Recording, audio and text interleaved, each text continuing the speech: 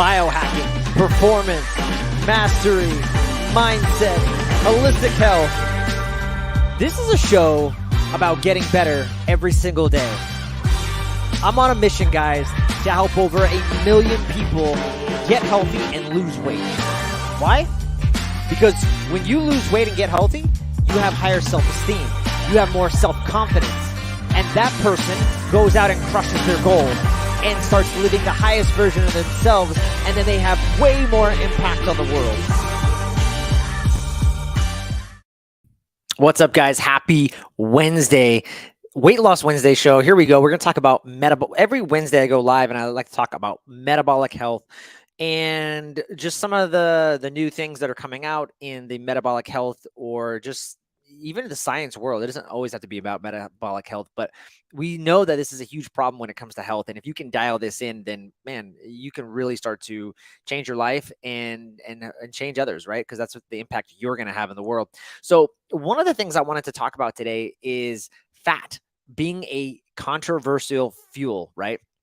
And so oftentimes we have been told, or early on, since like the 1970s, we've been told that fat is bad for you. The more fat you eat, the fatter you're going to get. It's going to clog your arteries. And I want to explore this topic a little bit today and talk about, is that really true? And why is fat such a controversial fuel?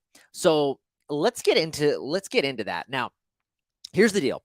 When you think about fat, you need to think about how things are established in our medical world. Now, you have two groups of scientists. You have scientists that are just purely in the business of fake news. And then you have scientists that are in the business of fake science. Now, you have one group that is making money by lobbying to the big food industry, right? And they're actually changing the dietary guidelines. It's called the DGA, the Dietary Guidelines for Americans. And they're over there and they're lobbying for what? These shelf-stable refined ingredients, right? Like rice, soy milk, whey protein powder, sugar, vegetable oils. You know, some of the topics, if you ever listen to some of these meetings, I mean, they're absolutely ridiculous. Their core, some of the things that they see is really eye-opening, and I'm not going to get into it because that might alone be controversial. But what you see is big food is driving a lot of this, right? Just like we saw big pharma driving a lot of things recently in the pandemic. Now, here's the thing. Vegetable oils are central to big food and their profitability, right? And the reason is that they are found in pretty much all processed food. So think about that and look at the food pyramid and look how these things are governed, right? The thing about it is big food loves vegetable oils, right? Because fats like butter and lard, they're way too expensive and they need to be kept cool at like lower temperatures. Vegetable oils don't. So they're much easier to process, right? Now, let's get into the topic about saturated fat. Okay, that's what we're talking about. Is this as controversial as it needs to be? Now, it can be made by Mother Nature or it can be actually made in a factory. Now, you find it naturally from foods like cheeses and coconut oils, and they're absolutely healthy. Unnaturally saturated fats come from the things like the vegetable oils that we're talking about, and they have to be hydrogenated. And they form both saturated fats and these abnormally shaped fats known as trans fats, which we're going to get into a little bit later. But the hydrogenated oils, just know this, that they are the unhealthy sources of your saturated fats. Now, you want to kind of know your fats, right? We hear terms like saturated and unsaturated come up, and it's often said that things like butter is a saturated fat and olive oil is a monounsaturated fat. But that's not entirely accurate, okay? The fat in our foods, it's a blend of different fatty acids. Butter, however, does contain a lot of saturated fatty acid. And it also has some unsaturated as well, though. So let's stop thinking about fats are not good or bad. It really depends on what your body is doing with that fat. Is your body using this for fuel? Is your body using it to make a healthy brain? Is it using fat to send chemical messages? So what we're going to talk about today is really which fats are best for your mitochondria, the energy plants in your cells. We look at mitochondria, we think about aging. We think about our cells, and if our cells are strong, then you're going to live longer. You can produce more. Your output in the gym, whatever, your fitness level, you're going to make more energy. You're going to be able to manifest that. You're going to be able to live longer and more optimal. So to be a good fat, guys, it needs to be stable. It needs to be able to resist reacting with oxygen. Oxygen is very destructive. and it can react in an uncontrolled and even explosive fashion, believe it or not. And so if a fatty acid is unstable, and then think about it, if it's unstable and it's trying to extract all this energy, it's going to cause a lot of inflammation in the process. And why would you want to fuel with something that's unstable, that's going to be constantly causing cellular smog and constantly causing inflammation? Now, when the mitochondria is being supplied with good healthy fatty acids, they're going to react in a more slow and controlled fashion, and that's going to produce the more useful energy that we're talking about, these clean burning fats, right?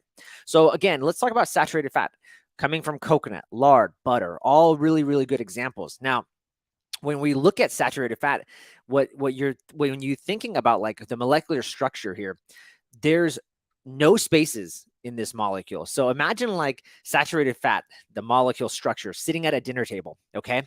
And the tables are full. There's no way for oxygen to come in this party and disrupt this dinner party because there's no seats available.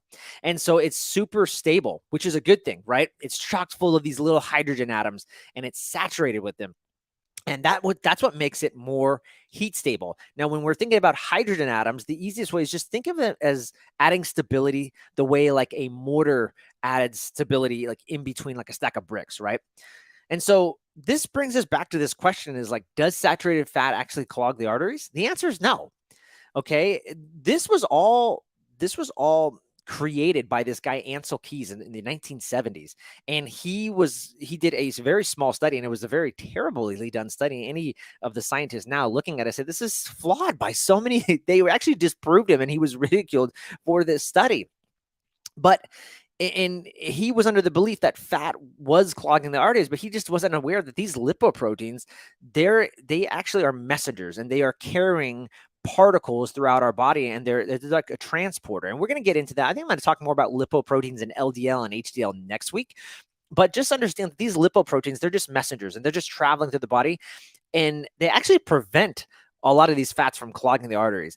But this whole idea that fat is bad for you, just understand that this was created in the 1970s by Ansel Keys, done with some terrible, terrible studies. And then the big food market, that's when we went away from saturated fat and we went into processed foods, and we went into Kellogg's cornflakes, and we went into carbohydrates. And if you look at the food pyramid, that's when they start talking about whole grains and healthy breads. And like, when was that all of a sudden like pasta 10 times a day? Like, that's when that started to come up.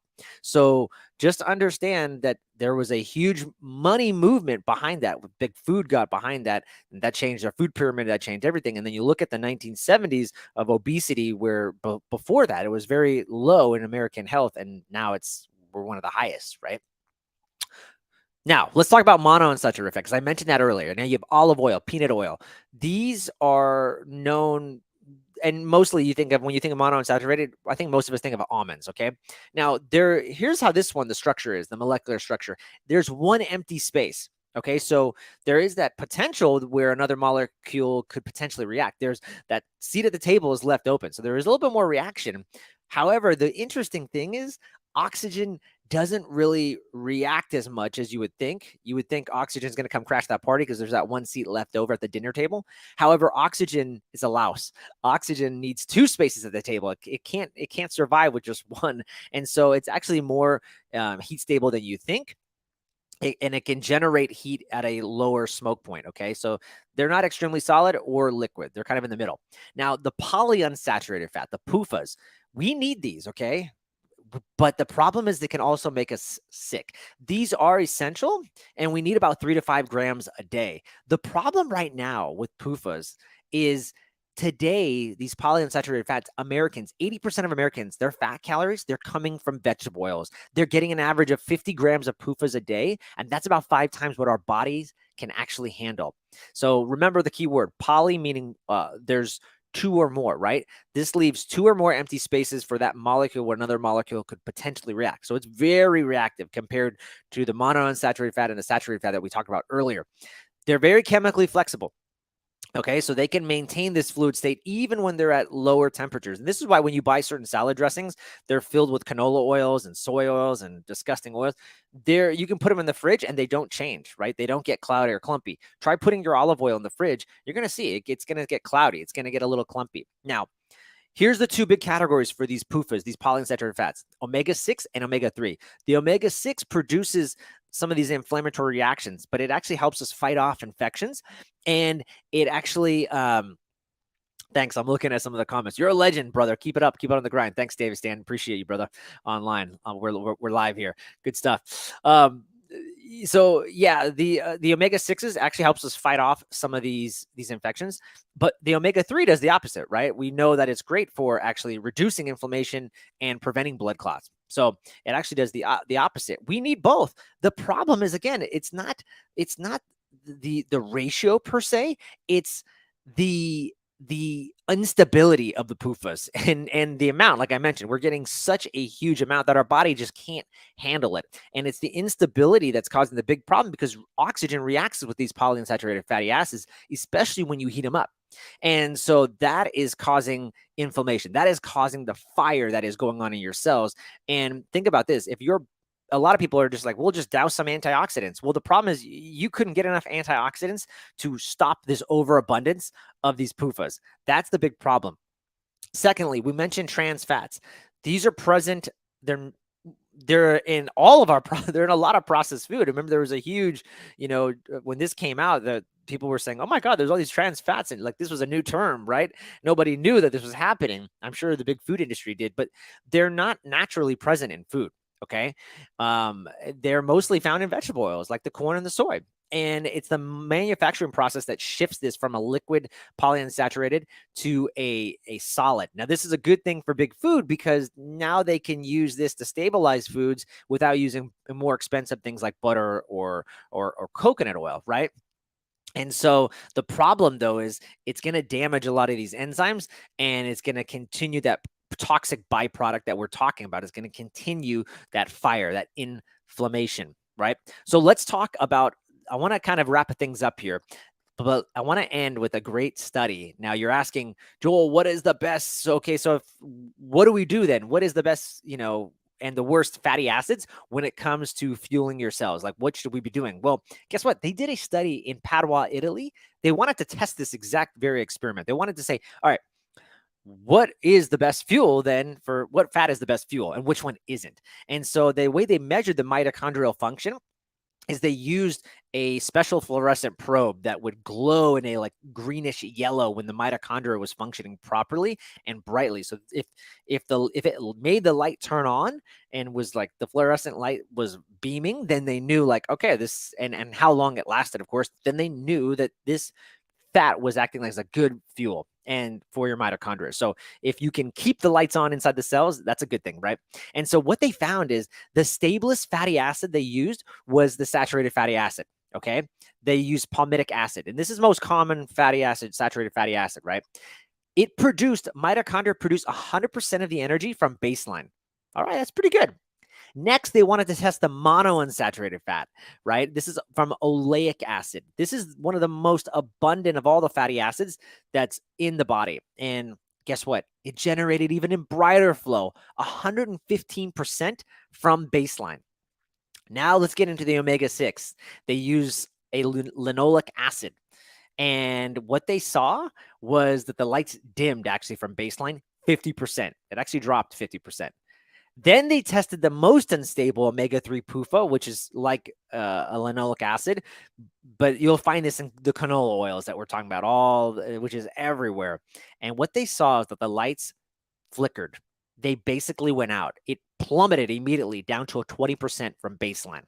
So think about your mitochondria, your energy, your vibrancy, your state. The more heat and free radicals that are being released, right? Not a good thing.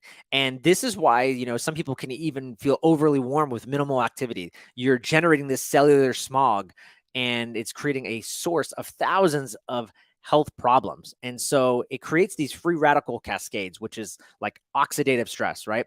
And the more mitochondria that's going to be forced to burn these unstable PUFAs, the worse your mitochondria function is going to be, the more free radicals are going to be caused. And they actually even did this just with a group of mice. They fed them a high a diet high in corn oil, and then they fed another high in olive oil, and they wanted to see what would happen. And guess what? The mice who got the corn oil quickly became depressed. They stopped exercising, they grew fat, and they developed insulin resistance. The ones that were given olive oil behaved normally, and they actually were able to manage their insulin sensitivity. So really want to look at that when you're thinking about fat as fuel. And it's not that necessarily that fat is bad for you. Stop believing the hype that these saturated fats are clogging your arteries. I think next week we'll dive into more on that, and we'll talk about the LDL and the HDL and what it really means, because you keep hearing all these things like HDL is good for you and LDL is bad for you. That's not true. And we're going to get it. We'll actually talk about that this week. I want to talk about why is fat even controversial in the first place. I think it's the differences in fatty acids, and you need to understand which ones are the good ones. So I hope this was helpful for you. Please share this with anybody that you think needs to know this, and I will catch you guys later in the week. Tomorrow, I've got an amazing interview with Dr. Kian Vu. He is going to be, he's an amazing doctor, and he's going to be rocking it. Tomorrow we'll go live at 11:30 Mountain Time, so that's an hour ahead for you Pacific times.